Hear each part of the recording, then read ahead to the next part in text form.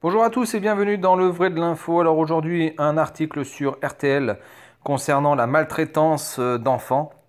Maltraitance causée par un père qui a nourri ses enfants essentiellement au soda et au gâteau. Voilà.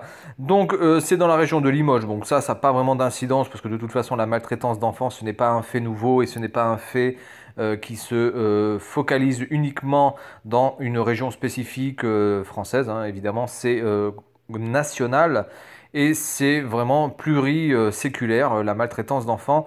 Des enfants qui dorment dans des excréments, des enfants qui dorment dehors, des enfants qui dorment sans chauffage, des enfants qui sont exploités, etc. Donc là, le côté un petit peu glauque de ça, c'est que quand même, si on regarde l'article, on peut voir que donc les deux frères sont âgés de 3 et 4 ans. Hein, vous pouvez le voir ici.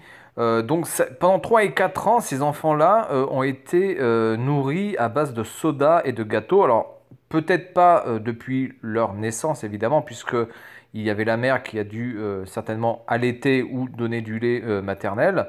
Mais on va dire que globalement, pendant plus d'un an et demi, voire 2 ans, ces enfants-là n'ont été uniquement nourris à base de produits qui ne sont pas du tout adaptés à leur métabolisme. Hein. Le soda et on va dire les gâteaux type Oreo ou les barres chocolatées sont absolument pas adaptés à des enfants de 3 et 4 ans.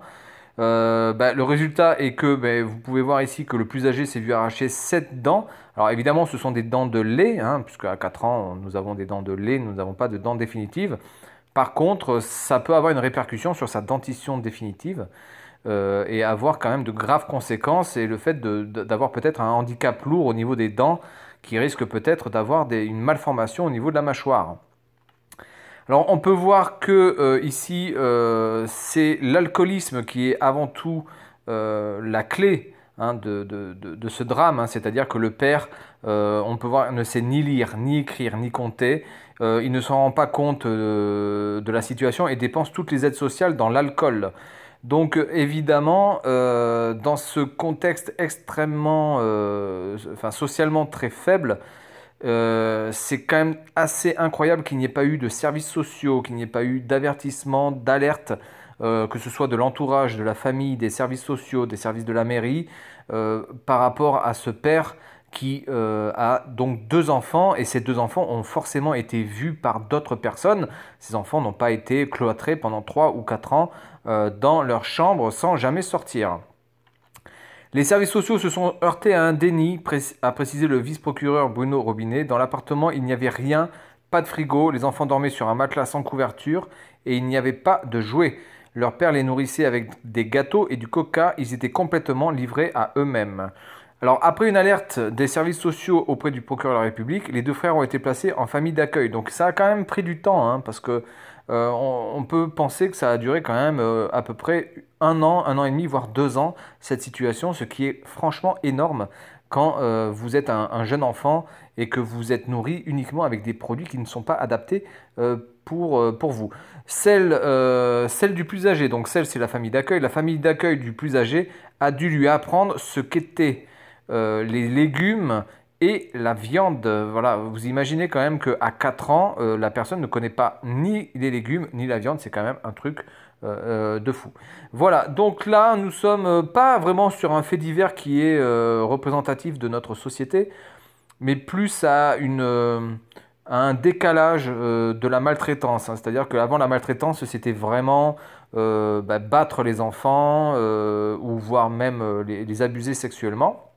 Alors ça existe toujours, hein, nous sommes tout à fait d'accord. Mais là, on rentre dans un autre système, c'est-à-dire que le père, je ne pense pas que le père détestait ses enfants ou que c'était un mauvais père dans le sens où il refusait d'avoir des enfants ou il refusait de s'occuper de ses enfants.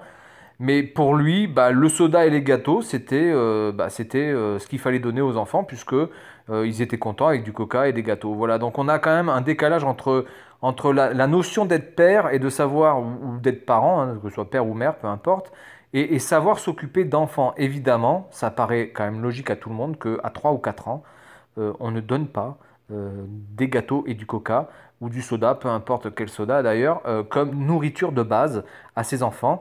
Et on voit quand même qu'il y a une misère sociale et éducative qui est franchement préoccupante. Voilà, donc c'est tout pour cet article consacré à ce fait divers. Et puis je vous invite à commenter et me donner votre avis par rapport à ce fait qui est franchement assez glauque.